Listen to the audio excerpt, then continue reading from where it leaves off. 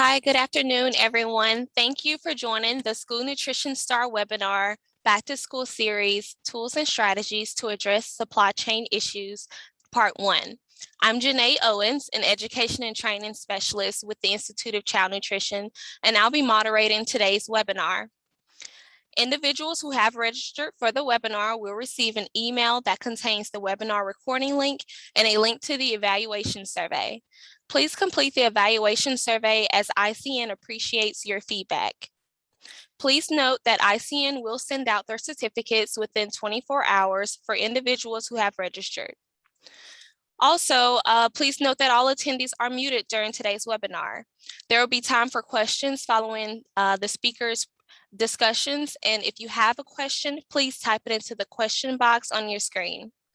We will try to get to as many questions as possible, but due to time constraints, they all may not get answered during the webinar. During Q&A towards the end of the webinar, we do encourage you to ask questions that relates to the information shared during the panelist discussions. For those who are impacted by the destruction as a result of Hurricane Ida, our thoughts are with you and we're sending light your way.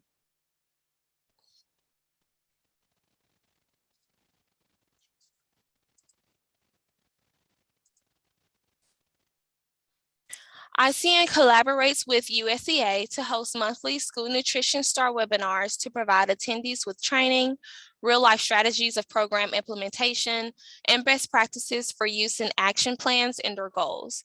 Training topics, free resources, and educational materials are also highlighted to assist school nutrition professionals with navigating through the enhanced responsibilities of school nutrition operations.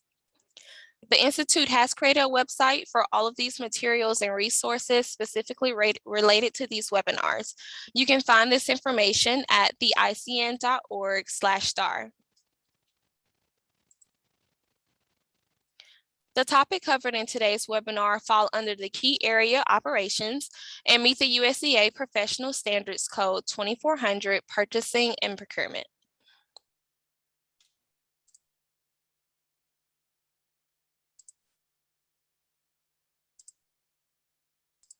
Thank you so much for taking the time to answer the survey ICN posted in regards to your operational experiences so far this fall. Today, you will hear some strategies from panelists across the nation who have experienced and are working through some of the same issues that you've expressed in the survey. ICN will work to provide resources on the topics that are not addressed in this two-part series.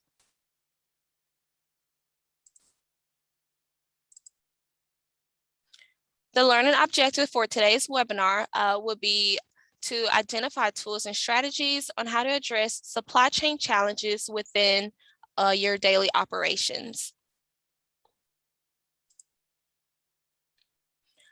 Again, this webinar is a two-part series that will be continued tomorrow, Thursday, September 2nd at 2 o'clock Central Time and 3 o'clock Eastern Time.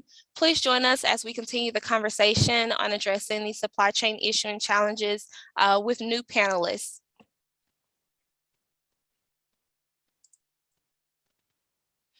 So across the nation, program operators have been experiencing challenges with purchasing and receiving food through their normal distribution channels. This panel discussion has been formed to provide a platform where professionals in the field can share their experiences and tips and strategies that has helped or are currently helping to overcome these issues. For today's webinar, we'll have this question and answer discussion where I will ask the panelists a series of questions regarding the supply chain experiences and the resources they are utilizing to overcome their challenges. You will first hear from the school nutrition operator panel, and later we will hear from our state agency panel. So we'll get started by spotlighting our first panel with Kentrell, and we did have Jill Riggs with us. Oh, she just joined. So hi, Jill. We'll give her a second, and I'll go ahead and start the panel. Gonna stop sharing my screen. Hey, Jill, you're just in time. So great that you can join us. All right, we'll get started with the panel with our operators, Kentrell and Jill. So if you will, when I ask my first question, please introduce your school district and give us an overview of information about your school. So if you will, describe the food supply chain disruptions your operation has experienced and how have these challenges impacted your normal operations? Good afternoon. I'm Cantrell Brown, Executive Director of Henry County School Nutrition Department. We're in Georgia. We have about 43,000 students here in 50 schools. 50 schools here. We were definitely affected by the supply chain issues. It started mid-June when our distributor of 15 plus years informed us that they would not be renewing our contract. So mid-June is when it started for us. Hi, I'm Jill Riggs. I am from Penn Harris Madison School Corporation. We are located in northern Indiana. We have about 15,000 students. We are a suburban, rural, little bit of everything district. So we have very diverse schools. We've been experiencing supply issues really all summer. It started with our summer program, but it started to get really bad when we started getting into July and August, and we were ordering direct from the manufacturers for our commodity items. Yeah, thank you both for those overviews. I hear you both saying that you experienced these issues first at the midsummer mark. Mm-hmm. So what solutions so far do you have in place to respond to the challenges that you've experienced? Well, we were able to get another bid solicitation put out and received one response at the end of July, a couple of days before we started back. We were able to meet with our new distributor to talk about some of the challenges that we have been experiencing. And he just informed us that it was an overall issue for the industry altogether. So we agreed to meet weekly to kind of discuss some of the challenges. He reports daily our shortages so that we can work on getting subs. And so the solution I would suggest is definitely to reach out to your distributors often. If it can't be daily, every other day or 3 times a week, just to discuss what challenges they are having so that you can make adjustments to the menus and let your staff know. Your managers will need to change the menus. We've also added, we have 2 hot options a day. So we've had one of those options to remain manager's choice so that it won't be such a disruption if the kids can't have both of the items, but maybe one of the items they can't quite get in and have to fill in with another item that they have in stock. Yeah, what about you, Jill? Well, our issues at first started with our manufacturers. We do our commodity bids and we have a central warehouse. So a lot of our items come direct from the manufacturers. And we started hearing from the manufacturers that they were cutting the range of items that they had. So our chicken distributor, we were getting 10 items and we have for a number of years. This year, they were only offering 5 of those. So my suggestion is whether it's your distributor or whether it's a manufacturer, that you take a look at who else is out there. Because I'd done bids, I had bids from other chicken manufacturers, and I thought I could divert to another one. Kind of find out the second one that I wanted to divert to didn't want our business. They couldn't handle the business. They didn't have enough people to do that. So, you know, we're still scrounging around from that. Pork, I was lucky I was able to find another manufacturer to do that. But as Cantrell said, it's really a daily thing, working with your distributors, working with your manufacturers. I was looking for my cheese truck this morning. They said left Minnesota 2 days ago, and nobody knows where my cheese truck is. So it's definitely make sure you've got all of those contact people handy and you get to know them. If you get to know them and they get to know you, it helps.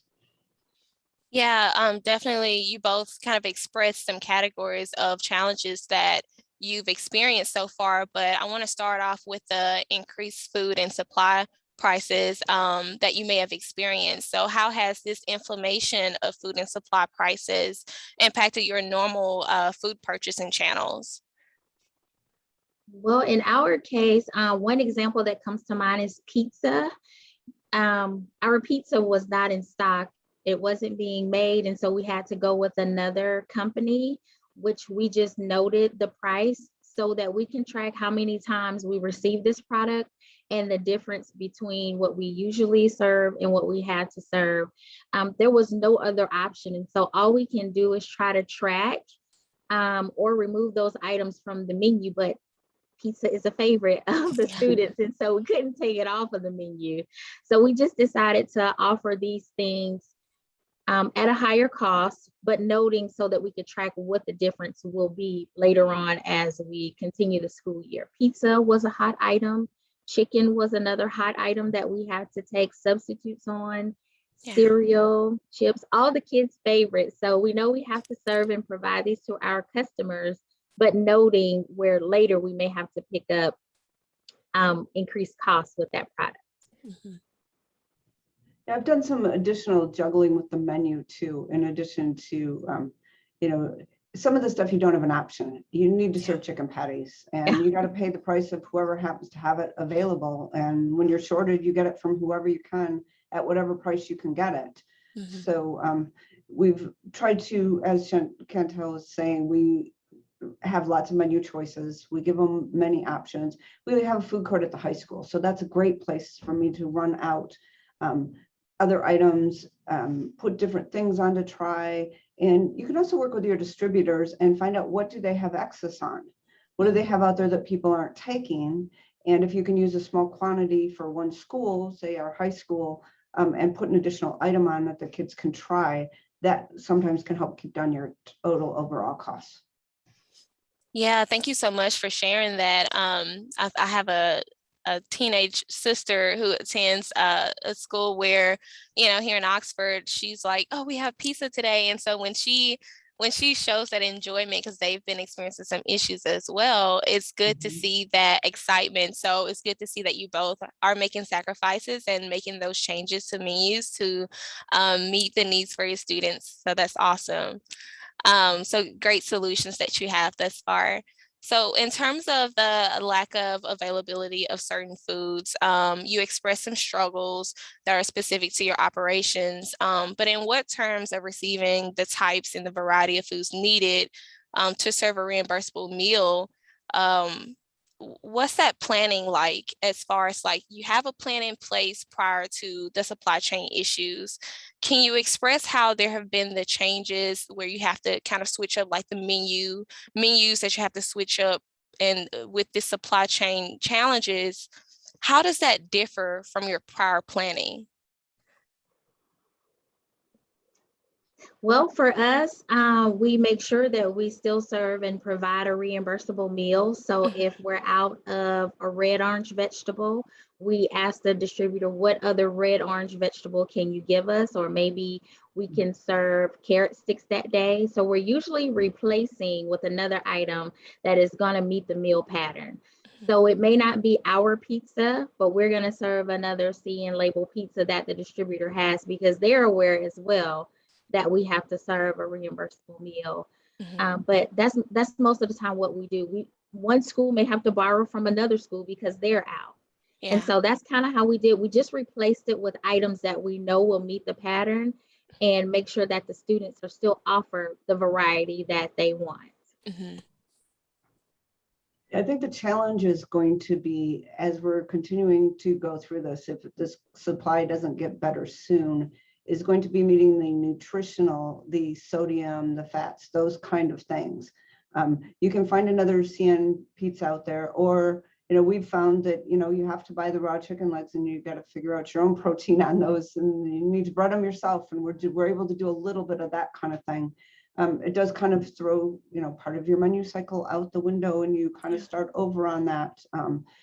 But the USDA allowing us to relax on that sodium, I think, is going to make a big difference. I've found that there's a huge sodium difference in what I was buying. For instance, we use pretzel buns a lot on like our ham and cheese because they're very low sodium. They're not available. They may not be available all school year, they're telling me. So you put a hamburger bun in, you've got a ton more sodium. So I think it's going to be those kind of things. We're going to get the reimbursable meal there, but it's going to be tough on some of the nutritional. Yeah. If I could add also, we work with our state consultants about the waivers that are available. Mhm. We have them available from USDA. We haven't had to apply for them yet, but knowing that we do have that as an option, as it, like Jill said, as we get further in the year, it may be that they are going to run out of some products that we're familiar with, that we know are CN labels and know meet the requirements. And so having those waivers available when we're ready, it's like our state consultants are sitting on go, Right. waiting on us to Yeah, say when we need those products, those products because we can't get what we usually have. That's yeah, true. I think the other thing that we may experience down the road that USDA will need to help us with is commodity dollars. If you can't buy the commodity chicken from a particular distributor or manufacturer because they're not making what you need or they can't deliver what you need, we're going to have dollars there that are unused, and yet we're still spending the money, but we're going to be spending it commercially. hmm. No, those are some great points. You were going to say something, Contrell? I was just going to say that was the case last year with our DOD funds. We did have an excess because we weren't here for some months of the school year, and it would have been great if we could have moved it somewhere else, but that's just the nature of the program. So that is definitely something we're taking a look at earlier in the year to make Mhm. sure we're able to use and benefit those entitlement funds for our students as well. Yeah, no, those are some great points. And some great strategies that you both brought up, because I'm sure that there are some differences when there are some outages with foods served at breakfast time versus lunchtime. And so being able to allocate the funds where they're needed, I'm sure will be super helpful. So when it comes to like anticipated cancellation of the food bids that you both talked about, can you both tell a little bit more of your program and the experiences that you've had when it comes to your contracts and what channels have been utilized to meet the demands of food and supplies needed to ensure that you have success? Well, I can start when our bid was not bidded on this summer. We contacted our state procurement department to get some direction on where we should start. And we were advised that what we could do is reach out to the vendors that we usually send our solicitations to see if there was something on our end or something that was in the contract that made them not submit a solicitation. And when we reached out, they just responded that they weren't getting responses from the manufacturers. So it was good to know that it wasn't us, but that they were waiting on further information. And so what we decided to do was put the bid out again, and we use an online platform called Bonfire, which we never used before, and it kind of opens it up to more distributors. And so we were successful in getting a distributor that way. So that could be an option for someone who may lose their distributor to use an electronic platform so that it's, advertised more. Yeah. That's a great idea. We did get our usual bidders for most of our items. What we found though is it's much more fluid. They put a bid in and they put in market price on more items than normal. Usually there's maybe an item or two. I would say I probably had 50 market price kind of things. And even those things that they gave us a firm bid on, it's still going back and forth. Like they'll send me an email, well, the manufacturer raised it and we can't send it to you below cost. I just had one of those the other day. And I'm like, I get that. You can't sell me below cost. Do the best you can. We'll take it at whatever price we can get. Mm-hmm. So I think that's working with them. They also asked if we would change our ordering and delivery schedule, and we're working with one of our vendors on doing that. So I think the key is just flexibility with the vendors. They're kind of stuck in the middle. They truly are the middleman between the manufacturers and us, and they can only send us what they can get. Right. I Yeah. definitely agree with that, Jill. That we were contacted by a new distributor to see if we could change our schedule, if we could come in on a Saturday or if they could start delivery earlier. And we made plans for someone to come in on a Saturday with the key to let them in every school, but then it miraculously worked out. We didn't even have to do that option again. So I think sometimes when they're planning is one thing, but when it's actually time to deliver, it could be another thing completely. True. Just Yeah, just to don't close them off. yeah. Yeah. Just earlier this week on Monday, we were notified that they didn't have a driver. They didn't have drivers to come on Monday to us, so they would bring Monday and Tuesday on the same day. Well, then Tuesday, they couldn't bring Tuesday. All they could bring was Wednesday. I think they're going through the same things that we're going with staffing, having to quarantine and that kind of thing. That's kind of what they, hinted at. They didn't have the drivers right now, or the drivers were out of hours and couldn't deliver to us. Yeah. Yeah, you talked a bit of, you just mentioned staffing. Can you talk us through like what you guys are doing to kind of fill the gap with staff who may not be able to come in due to quarantining or other issues? How are you dealing with your staff being out if you are experiencing that at a high volume rate? We definitely are. Yeah. What we started to do, we started the school year short staffed just because last year we did not hire staff because we didn't have the participation to support that. We were mostly virtual last year, but this year we're mostly on campus and some virtual, but not as many as last year. So we started off hiring as well, but not knowing what the participation would be. It was still a guessing game. And so we did check our sub list and got their availability and started to post positions.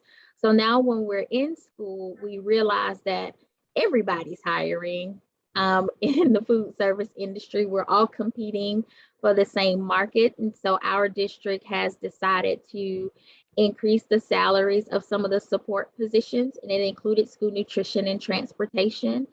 And then maybe 2 weeks ago, we were still having the same struggle. And so they decided to do another increase.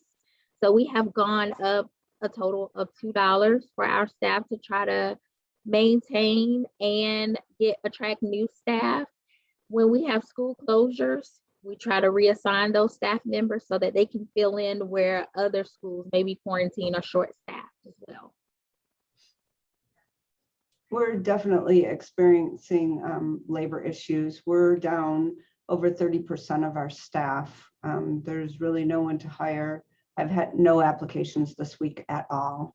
I did 3 last week, and out of the 3, 1 didn't show up, and the other 2 weren't interested. Unfortunately, our school district ties all raises to teachers. So they'll negotiate this fall and we'll do raises in January. So it doesn't help a whole lot right now. They are allowing us to hire at any part of the range of that particular salary, which means those people that I am able to hire, I'm hiring at the top of the range. So it's very tough. So we've done some things. We've at our high school, we did serve all the kids at one point. We're more like, like a Chipotle. You go through and tell the server what you want, they build it for you. Well, now we've gone to mostly self-serve at our high school in order to free up some spots. We actually have 2 schools out right now with our people that have COVID. So the kitchens are both down. So we've had to send people over there. Our school district has been great about sending administrators over. I had the principal of the high school serving the other day. So it's, we're all in it together, and it's just not food service. It's the whole area, the factories, the rest of the district, all the restaurants. Unfortunately, there just aren't people there. So you reorganize, you do what you have to do, you cut your menu, and you get the kids fed. Yeah, it's nice to hear. I know Kentrail, you're in Georgia. It's nice to hear that you say you guys are putting incentives in place for staff. And then for you, Jill, you guys have gone to a self-serve.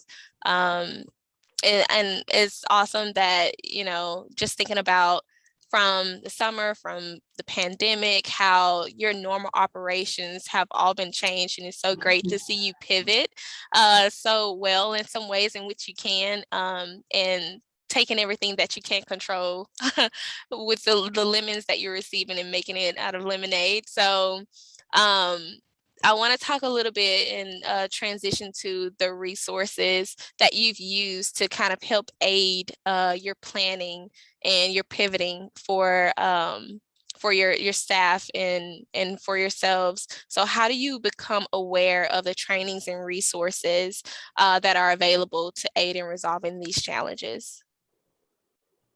Our State Department does a great job at providing resources for us.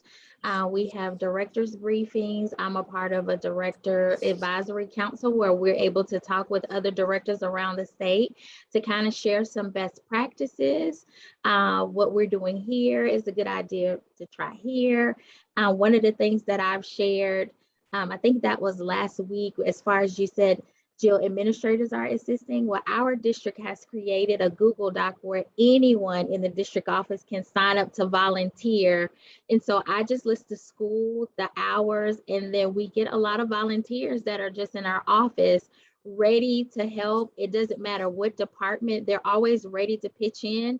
That has been an excellent resource. And so I shared that with other districts, and I've gotten word that they're also able to do that. We met with our state consultant and we just have those conversations together as well. So it's good to be a part of groups, to be able to network and share what's working for you and hear what's working for them in case you pivot. We have been pivoting forever. It feels like forever, but it's not always easy, but we know that it's coming and it's not so shocking when we do have to pivot and change a whole process. Sometimes overnight because we have to make that change the next day. Yeah, I think it's really important for directors to know, hey, we're not in it alone, that everybody's going through this. I get a lot of resources from SNA, and they've been working with the USDA, and so there's a lot of information coming from there, and also our state ISNA organization. And our state agency is great with communicating with people. They put out a weekly newsletter, which is really nice, that kind of gives you the highlights of what's happening this week and has a lot of connections to other things that are out there that you can go and take a look at. So there's a lot of resources out there. There's also some websites that are groups of school nutrition professional people that you can go out there. There's some that are done by chefs. So you can get some different recipes. I think that's the key, is reaching out to the districts around you, as well as what other groups you can find out there nationally, because everybody's going through the same thing. And when you talk about it, you pick up these little tips of, hey, what could I try and do? Like, I like your Google Doc. I think I'm going to get that idea. And yeah. Yeah, no, thank you both for sharing, where you pour into yourself, like what are those sources? And so I hope that some operators and others who are in the child nutrition field have definitely picked up on some strategies that you both have shared. Before we transition to our other panel, though, do you both have any last minute strategies or, just a comment or a word for those listening? Please share. I would just share to hang in there. We here in Georgia started school the beginning of August, and we know that a lot of districts start after us and start after Labor Day. So we may start to experience even more shortages. So just please make sure that you are communicating with your distributors, communicating with your staff, communicating with all your stakeholders so they're all aware of what's going on and why. I also shared a letter to our principals to let them know we're experiencing this challenge with the supply chain. It's not anything we have control over, but it's something that we all are experiencing. So just communicate with everyone so they know what's going on. I agree. Communicate with everybody and share all the information you can, and especially with your people. Our people are out there working extra hard, and they need to feel appreciated. And we've shared the information about the supply chain issues with our parents. It's on our website, and tried to get everybody involved so that they know what's out there. And then also just don't feel like you're on an island. Reach out to those districts around you. They may have something that they're doing, And sometimes just chatting with somebody else that's going through the same thing helps. You know, you might work it out by chatting about it. So don't give up. Yeah, thank you both, Cantrell and Jill. Thank you so You're much. welcome. Thank you. Thank you. So now that you've heard from the operators, I see that some questions have come through. Jill and Cantrell, please feel, free to answer some of those questions by typing an answer, or if you want, you can wait to address those live after the state agency panel. So now we will spotlight our state agency representatives on the webinar. And joining us will be Lynette from Georgia State, Diane from Michigan, and TJ from Idaho.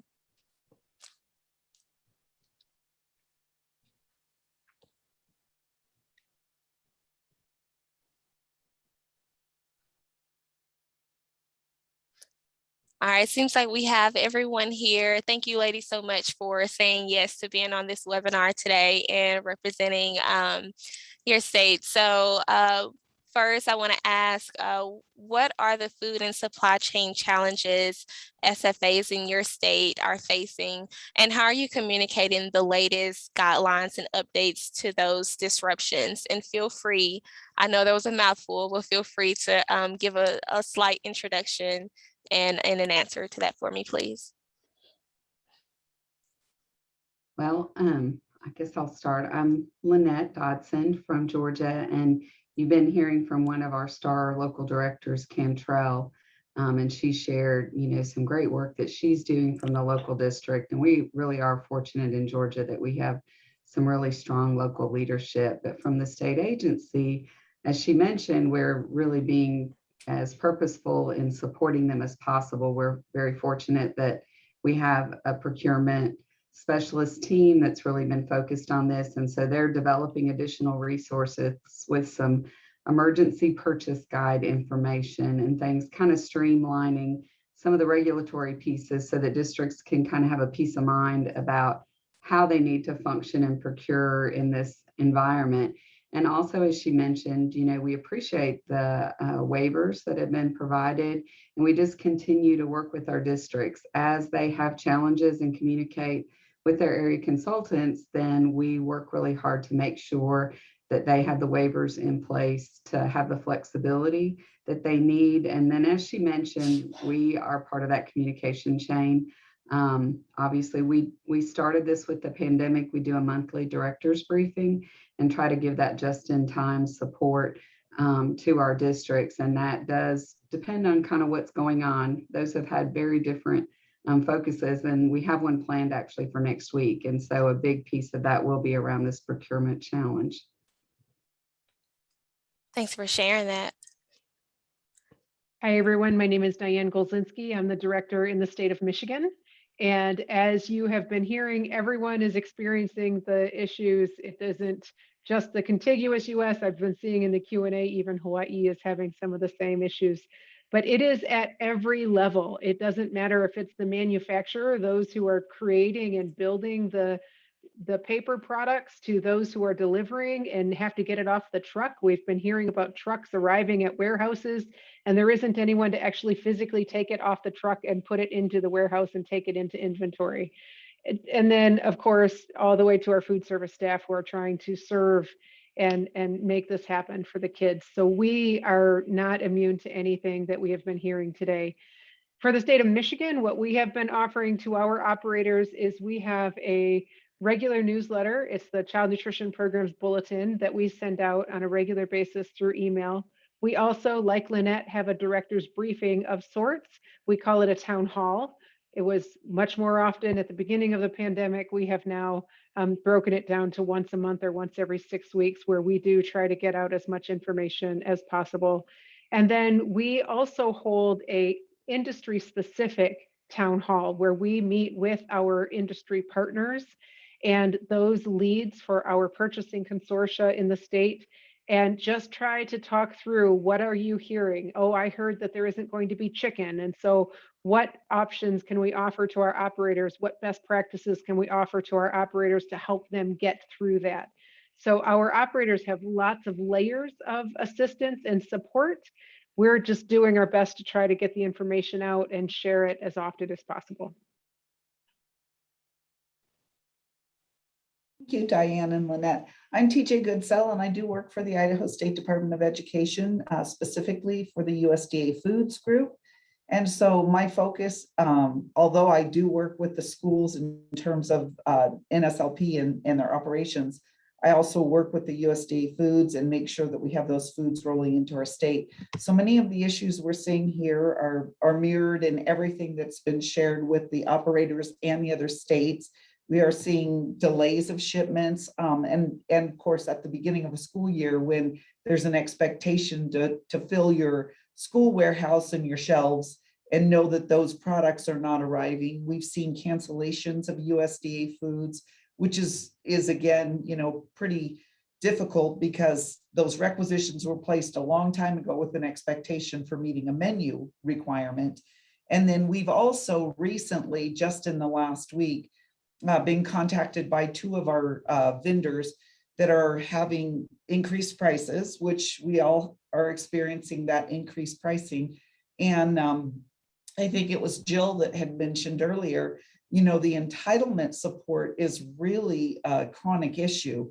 And we're very appreciative that USDA looked at that entitlement and offered waivers during the COVID crisis. But now what we're seeing, and I talked to my cohorts in other states, that it's the entitlement values have really diminished to the point where for the first time in my state's history, I'm overspent before school's even started. And that's really difficult to know that those that amount of entitlement overspent will impact next year as well. So this is an elongated problem that we really need to have those communications about. And certainly, we do know that our vendors are sort of stuck in the middle. They're having production issues, but those are some of the other things that we're hearing is a contraction in the amount of available product that we anticipated being able to utilize our raw bulk materials on. So when we don't have products that we can use our dark chicken meat on, then what? So it really is we're trying to pivot. I feel like right now we're doing 360s instead of just a mild pivot. It's more of a, spinning of the head, but we're trying to make sure that we do regular communications, communicating with our vendors. I think that's the big key takeaway is we can't get to a solution or even a viable option if we're not communicating with all the stakeholders. So I've been very proactive with trying to reach back out to USDA and say, hey, these are the delays we're seeing. Is there anything you can provide for us so that we can at least have an expectation for delivery? And then making sure that our SFAs are fully aware, those operators, they know what the expectation is, really reminding them to rely on those web SCM notifications, read them carefully so that they know how they're impacted. Was their product that they requisitioned canceled? Is it a delayed delivery item? And then we too in this state have been conducting regular webinars. We host a town hall every other 2 weeks and then a webinar in between that period, and really try to get a facilitated discussion on those town halls so that as a state agency, we can learn, what support mechanisms do we need to offer. So that's kind of where we're currently at in Idaho. Thank you all for giving that overview of the issues that you're currently facing and the strategies that you have in place. I hear communication throughout all three of your explanations. And so can you just go in a bit more detail about which, that communication channel, what strategies have worked the best, have been the most favorable with getting solutions to SFAs in your states? Well, for us, again, that networking piece is really critical. And in addition to our directors' briefings, we're fortunate enough that we have 2 culinary specialists that are helping to also support our district. So we're doing a lot around culinary type support and cross-utilization of ingredients and developing some resources that give some of those available items basically in examples of USDA and also local district recipes. We're about to roll that out. Our team's been working on that pretty specifically. But again, we've just really been having those conversations in, like the Directors Advisory Council, like Cantrell mentioned. I also meet with our Georgia School Nutrition Association Industry Council as well, to get their feedback, as Diane mentioned, kind of looping in those folks to understand. It's really a matter of any way possible. And we even had one of our local directors share, that basically she went back to her distributor, just like Cantrell was mentioning, to say, what is it that you need? We're hearing the benefit to giving as much of an extensive order time as possible. And even that's not always working out as perfectly as it should, but giving as much lead time, more than a week, obviously, for orders to be put in. Again, I think we're trying as a state agency just to connect as many of those pieces and open up those channels of communications as Diane and TJ have shared. I'm not sure that we've found the exact magic bullet for this yet, but if someone does, we are definitely interested.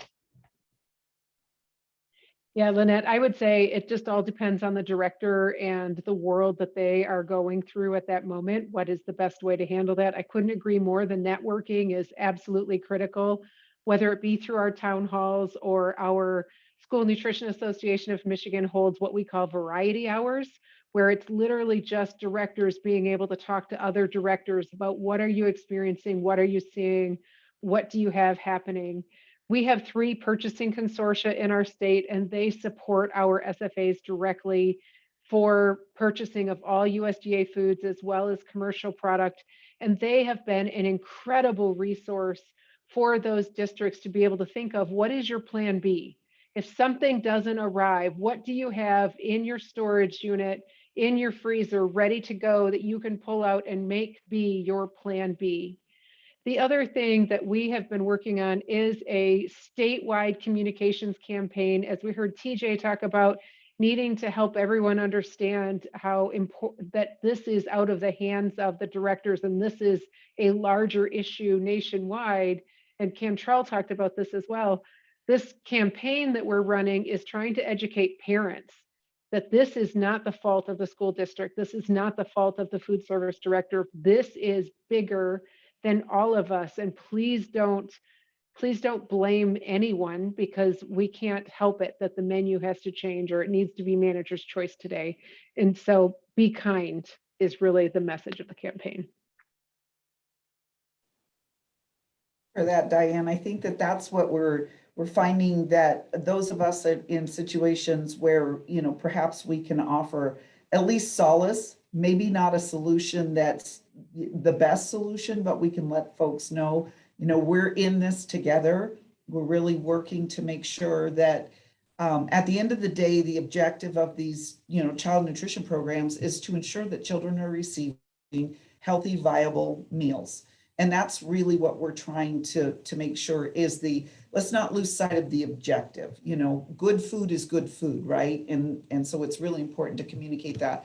Some of the communication techniques that we've been using, I don't know that we're alone in this, but Idaho has seen attrition in our food service directors. I think it was expected. We have a lot of food service directors that were close to retirement anyway. And I think COVID just really was sort of the defining factor for their decision making. But we're currently at about approximately 1/3 of all of our food service directors are new in the state. So we actually held a new food service director training specifically for them. And we did it in such a way that it would be an opportunity to network, to break down some of those barriers, because many of them we've learned really didn't have the type of training they needed. So they're not just starting a new profession that requires a lot of institutional knowledge, but they're also dealing with it in uncertain times. So we found that to be incredibly valuable. We had as many in person safely as we could, and then we offered a virtual rendition of the same so that everyone could be in the same room. Positive feedback on that, and really helped them understand how the food chain supply, something they may not have been aware of when they accepted the job, may become a high priority item for them. So they knew where their resources lie. The other thing that we've really relied on is the Idaho School Nutrition Association. They are putting together a day-long education series where the state agency will be presenting 5 different classes at different levels of understanding. So we can work to those newer folks' level of understanding, clear up to that more advanced, and get those problem solvers in the room too. And that's one thing that I know as a in the state agency, my entire experience has only been in this role, is that I don't do what a food service director does. I never have. And I learned so much from just hearing their input about how they problem solve and what resources they need and how we can support them. So those are, I think it's a 3-prong. You know, we use a lot of directive emails with very deliberate information about impact. And then we work on the phones to the degree that we need to for folks. And then we've been using the Zoom tool for educating, taking people through the steps, giving them a visual of what they need to know to be able to just do some of the functions of processes that are required. So tap it into all the skill sets that hopefully will get them through this. Yeah, no, that's the communication strengths that you ladies all talk about, what you're doing. I'm sure that the operators are appreciative of those raw conversations and those town hall briefings and newsletters, things like that, coming together and giving them trainings and different resources to use. Those are all great strategies that you guys have in place. Going back to the specific challenges that SFAs are facing, like the increased food supply prices, lack of availability for certain foods, availability for certain foods and substitutions. Within your channels of communication, what has been, I guess, the most promising thing when it comes to, this? We realize in the operators conversation that this isn't a short-term issue. So within these categories, what strategies do you have in place to share with SFAs to help with this long drawn out issue that no one knows may take to resolve? And I hear you communication, but what other strategies can you share that you have in place or that you're planning to have in place to address these issues for the long haul is what I'm asking. Some of what, and I may be a little different. I was a local operator, but I have not operated in the COVID situation. I've moved to the state agency about 2.5 years ago. So about a year before all this hit, I had no idea that, this would be part of it from the state side. But I think for us, we're really trying to pull our operators together to understand some of those best practices and how they can implement that. I've heard some really creative options for people where they really are stocking up, if they're able to, on shelf stable items as a backup for delayed deliveries. I've also heard some real creative planning. Kentrell was mentioning some of the challenges with trucking and deliveries and all. So being flexible. I've talked to directors that have said, look, if you can just get the items to this school, we'll take care of getting them to our other schools. And, we realize certainly not everybody has that capability. I've even heard some directors say, because there's emergency funding available through CARES Act funding that helps support this, that they've looked at purchasing storage space to go ahead and take some of these items and have them on hand. Again, we don't have really necessarily a perfect plan, but I think as my colleagues have mentioned, and in Georgia, it's really true. We have really large metro districts like Gwinnett that have 140 some schools, and serve a significant number of students, down to some very small rural South Georgia districts that may only have a handful of people that actually provide meals and really are the source of those meals in their communities. So being strategic about where those folks are and what sorts of resources are available in their different communities, I think is really important. And just, again, facilitating what options are being used. Webinars like this are extremely helpful because we hear, from other states outside of Georgia what they're doing. And so that also brings value. Again, I think I've heard this analogy so many times, but it's really true. Since COVID has come, we're really building a plane while we're flying it. And again, I think we continue to do that even in this supply chain issue. Yeah. And Janae, as you said, communication, it's not even just communication from the state agency or with the state agency, but communication with each other. We are holding county-wide calls so that directors can get on the phone with other directors just in their county, so that they can share who they've been able to work with or how they might be able to help each other or what that looks like in their specific location and their specific geography. And that has been wonderfully received by the operators out in the field. And as TJ said, we've lost so many of our seasoned operators.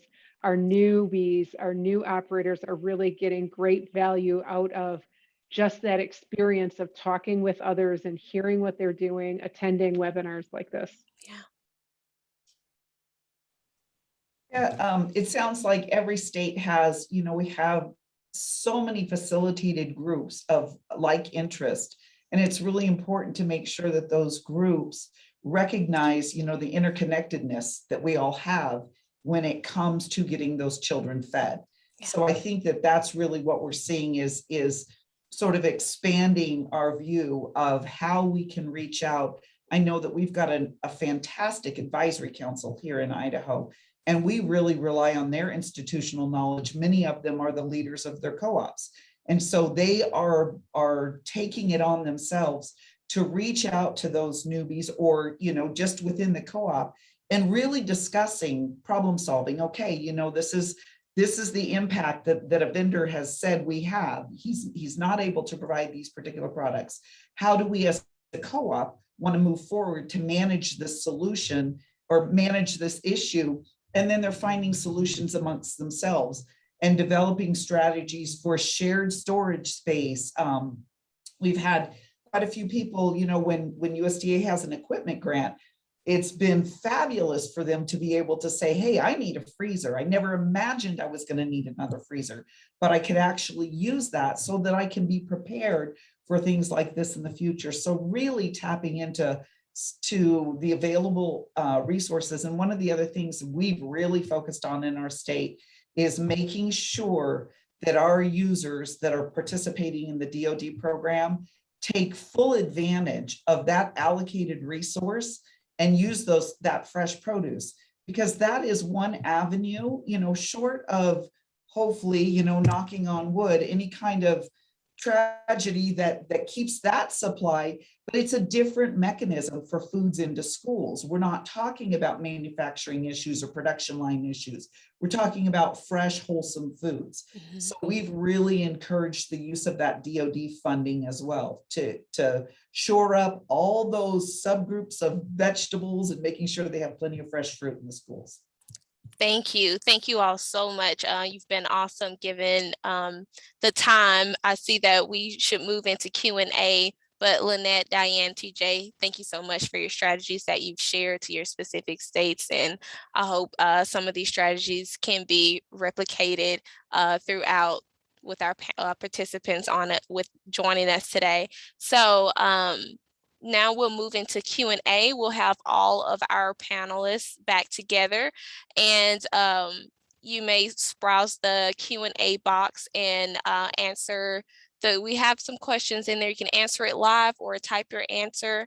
We do encourage you to answer it live, and yeah, you guys can take it away. Thank you. I have one that I can answer live. I've seen a couple of questions regarding the pay incentive that our district did for our school nutrition staff. So there were a couple of job families that were having challenges with getting staff.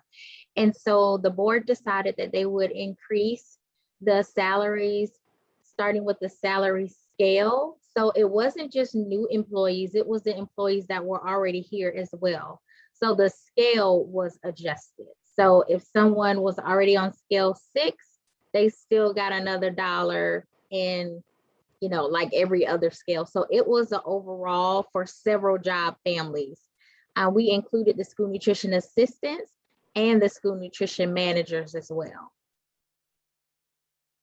Another incentive that I did not mention, and I don't know if some would look at it as an incentive, but our district is also offering $1,000 for any employee who has completed their vaccination by September the 30th.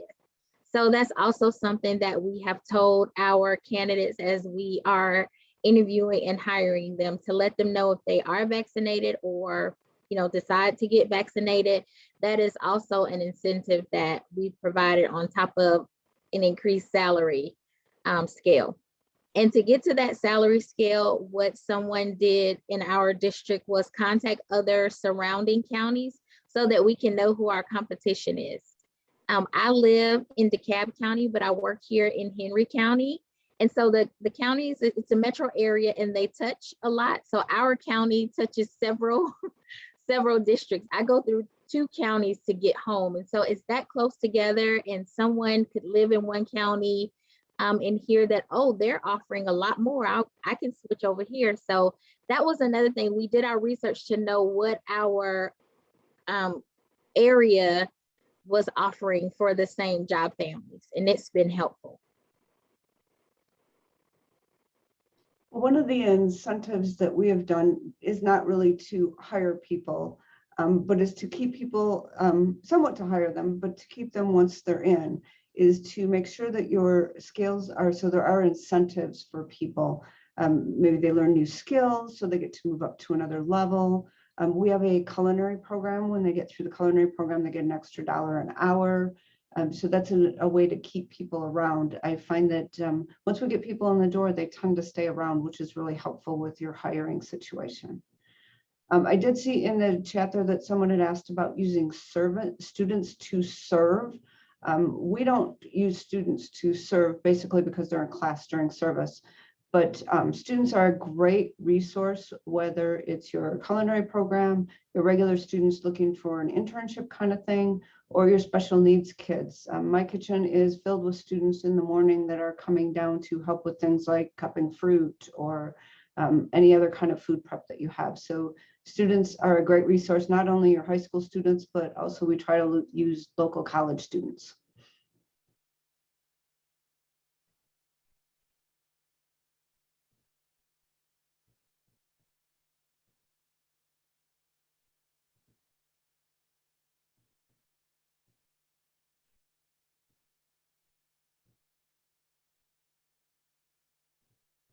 I thought Dennis had a good question on, he's asking, how are we doing more with less funding? I think that that's out there for everyone, and it'll be interesting to see what happens here and what the USDA is going to do about that down the road.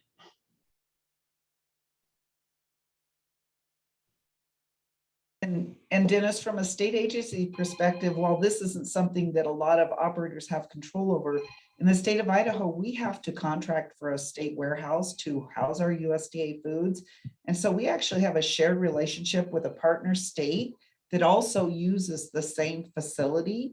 And then that helps us when we know, if there's a delay in a truck or something along those lines, we know how that will impact storage at the warehouse, the various warehouses. So we've been trying to keep those lines of communication open too, and potentially use what we would perceive space to be used up for maybe a USDA food can then be utilized for something else in the interim. So we're trying to keep state partnerships in the capacity, because this question was about shared staff.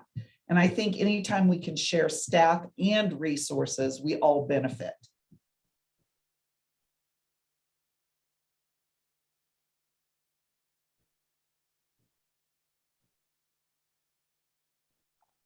I'd be willing to finish up with a question about how advocacy organizations can help. because we have had wonderful partnerships with some of our advocacy organizations, and their role has really been to help us with the communication. Because just as our local operators are tired, our state agency staff are tired too. They've been running and trying to figure out the regs and what waivers they need and how to answer the questions from the waivers for the USDA. And it's been a long, hard pandemic for us as well. So the advocacy organizations helping us with communication has been absolutely invaluable.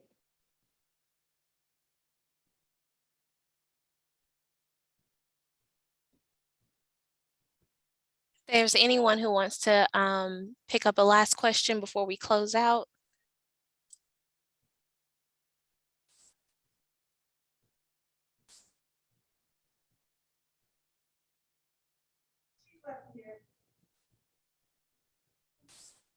Okay, awesome. Well, thank you all so much for joining today's webinar. I do want to finish off with a few quick reminders.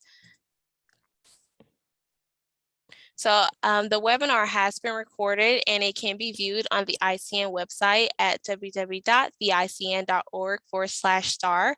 The webinar certificates will go out in the next 24 hours. Please complete the evaluation survey for us at the end of this webinar, as ICN appreciates your feedback. In closing, thank you to all of our panelists and thank you to the attendees for joining us today. Please join us tomorrow to finish the conversation. We'll meet at 2 o'clock Central Time, 3 o'clock Eastern Time. Please join us for part 2. Thank you all so much and have a great day.